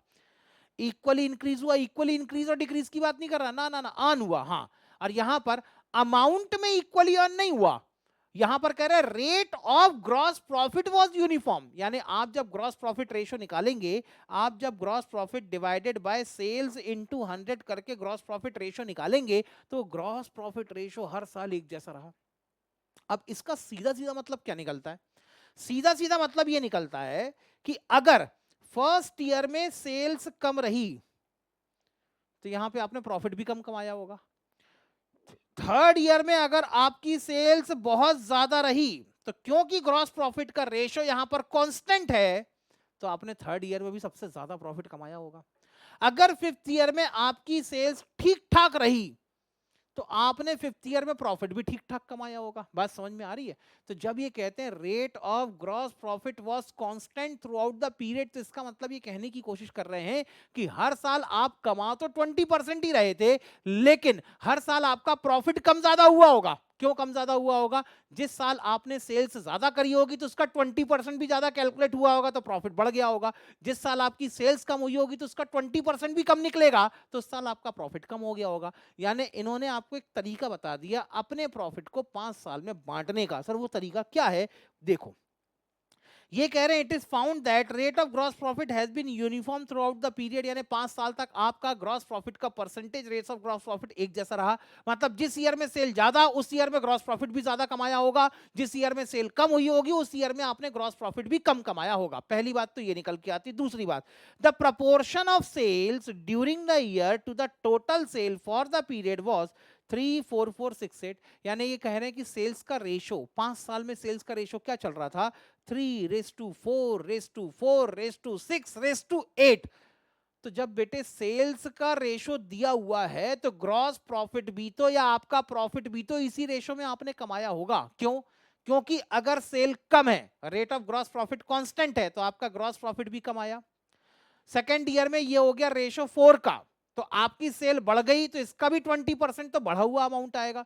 थर्ड ईयर में सेल थी 4 की, तो ऐसी कंडीशन में सेल्स कांस्टेंट रही तो थर्ड ईयर में आपने उतना ही प्रॉफिट कमाया होगा जितना आपने सेकंड ईयर में कमाया।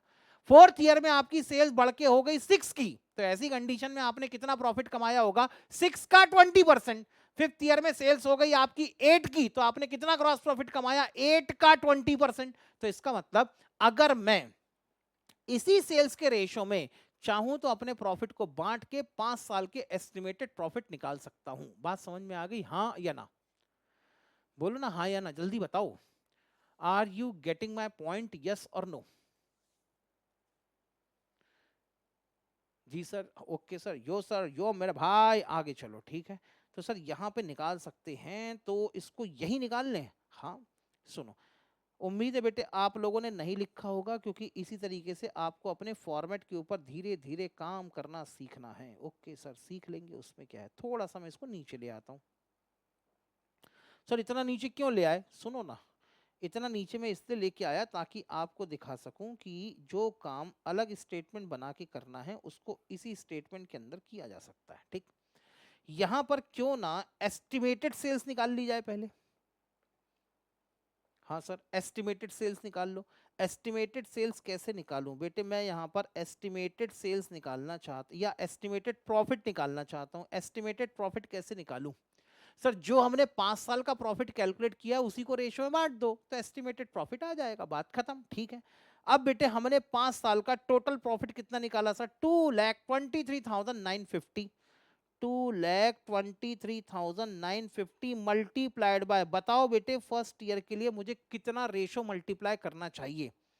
Sir ratio 3, 3:4:4:6:8। 8 और 6 14 और 4 18 और 4 22 और 3 25, यानी होना चाहिए 3/25। चेक कर लो एक बार सही है कि गलत है। 3/25 ठीक है। तो अगर मैं इसमें 3/25 को मल्टीप्लाई कर दूं तो मुझे फर्स्ट ईयर का एस्टिमेटेड प्रॉफिट मिल जाएगा। डिवाइडेड बाय 25 अमाउंट होता है 8958। लिख लेता हूं इसको, 8958। ओके, मल्टीप्लाइड बाय 3 करूं तो फर्स्ट ईयर का एस्टिमेटेड प्रॉफिट हमारे हिसाब से निकलना चाहिए 26,875 का। इसने हमें कितना रिपोर्टेड प्रॉफिट बताया है ये बताओ? सर इसने हमें बताया 20,000 का। हमारे हिसाब से इसने कमाया होगा 26,875 का प्रॉफिट, लेकिन बैंक वालों को कितना बताया 20,000 का। तो बताओ बेटे यहां पर सरप्लस निकलेगा कि डेफिसिट निकलेगा? इसने प्रॉफिट ज्यादा बताया कि कम बताया? ओवर रिपोर्टेड है कि अंडर रिपोर्टेड है? बोलो सर। 26,874, sorry 26,874 rupees. ओके, तो यहां पर जो प्रॉफिट है वो ओवर रिपोर्टेड है कि अंडर रिपोर्टेड है? सर यहां पर डिफरेंस आ रहा है 2,600 नहीं 6,000, यहां पर डिफरेंस आ रहा है सर 6,874 रुपीज का। इतना प्रॉफिट अंडर रिपोर्टेड था। ओके ठीक है, इसी को लिख देता हूं अंडर रिपोर्टेड। आगे बढ़ू? यस सर आगे बढ़ो। सेकेंड ईयर में कितना प्रॉफिट कमाया होगा? 2,23,950 का 4/25। बोलो बेटे कितना?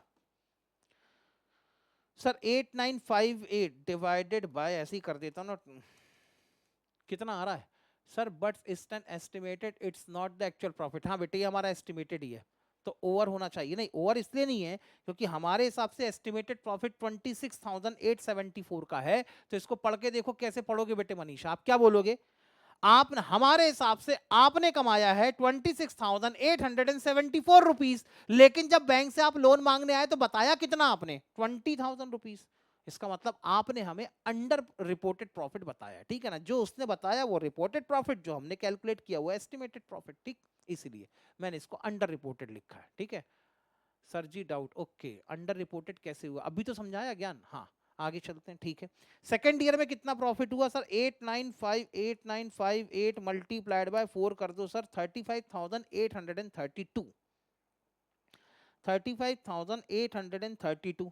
अब इसने हमारे हिसाब से 2017 35,832, हमारे हिसाब से इसने कमाया होगा 35,832। तो जब ये बैंक में लोन मांगने आया तो इसको अपना प्रॉफिट कितना बताना चाहिए? सर बताना चाहिए 35,832, लेकिन इसने बताया कितना? सर इसने बताया 32,000। इसका मतलब 3,832 का प्रॉफिट भी क्या है यहां पर? सर ये प्रॉफिट भी अंडर रिपोर्टेड चल रहा है।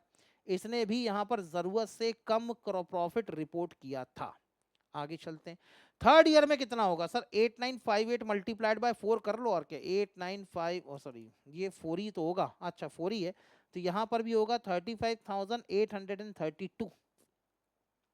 यहां पर भी इसने 35,832 का प्रॉफिट कमाया, लेकिन बताया कितना? 35,000। इसका मतलब 832 का प्रॉफिट यहां पर भी अंडर रिपोर्टेड चल रहा है। इसने यहां पर भी प्रॉफिट कम बताया था। ओके आगे चलते हैं।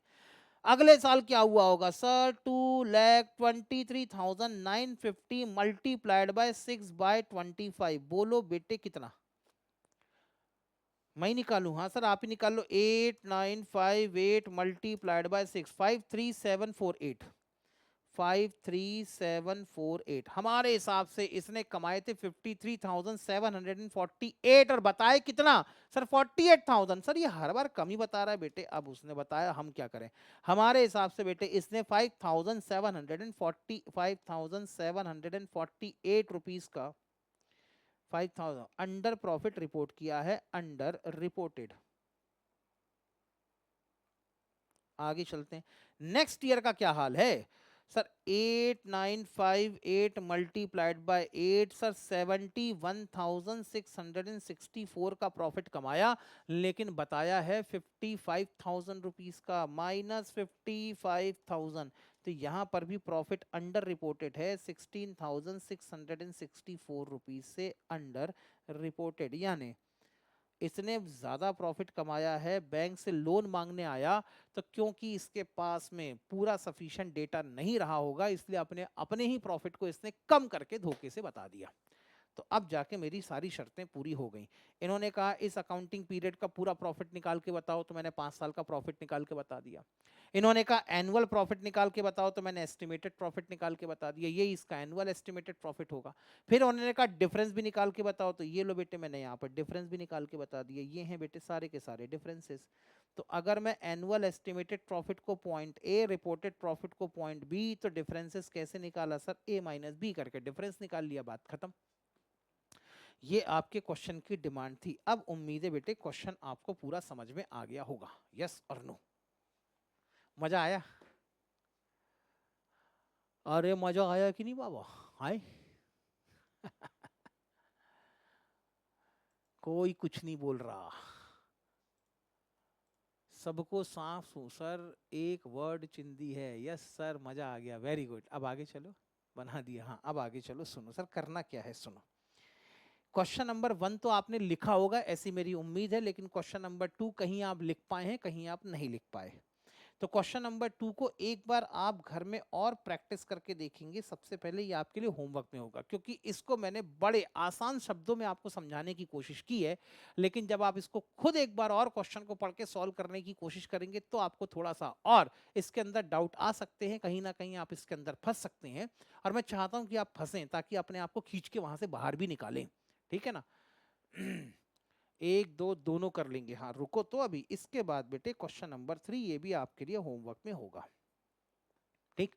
तो क्वेश्चन नंबर 3 भी आपके होमवर्क में होगा, लगभग ये भी ऐसा ही क्वेश्चन है, कुछ अलग नहीं है। इस क्वेश्चन को भी आप सॉल्व करेंगे, ठीक? हाँ, यहां पर बेटे मैंने सॉल्यूशन लिखा था। अब अगर किसी को कोई स्क्रीनशॉट लेना हो, कुछ करना हो, तो ये तो क्वेश्चन नंबर 1 था, ये तो लिख चुका था। ये क्वेश्चन नंबर 2, क्वेश्चन नंबर 2 यहां से हमने शुरू किया था, यहां बनाया था हमने स्टेटमेंट ऑफ प्रॉफिट। हो जाए लिख के तो जल्दी बताएं, खुशी का लिख के हो चुका है, डन। अच्छा, क्लास में बेटे अगर एक स्टूडेंट का भी लिख के हो गया होगा ना, तो मैं स्लाइड बदल दिया करूंगा। कारण कारण ये है कि अगर मान लो किसी का लिख के नहीं हुआ है या कोई स्क्रीनशॉट नहीं ले पाया है, तो ग्रुप में आप उस स्क्रीनशॉट को दूसरों के साथ में शेयर कर सकते हैं, ठीक है ना? आगे चलते हैं। सभी का हो गया बेटे फर्स्ट स्लाइड का स्क्रीनशॉट लेके? ओके, खत्म है साथ साथ, ठीक है आगे चलते हैं। यहां पर बेटे हमने ascertainment of differences in profit निकाले थे, यहीं पर हमने एनुअल प्रॉफिट भी कैलकुलेट कर लिए थे, सब कुछ कर लिया था। ये लिख के हो जाए तो जल्दी से बताएं, डन ओके। खुशी का ये भी हो चुका है, आगे चलते हैं। खुशी का युवा, बाकी क्या कर रहे हैं? मनीषा, गुंजन, ज्ञान, Tushar, done okay very good. आगे चलते हैं।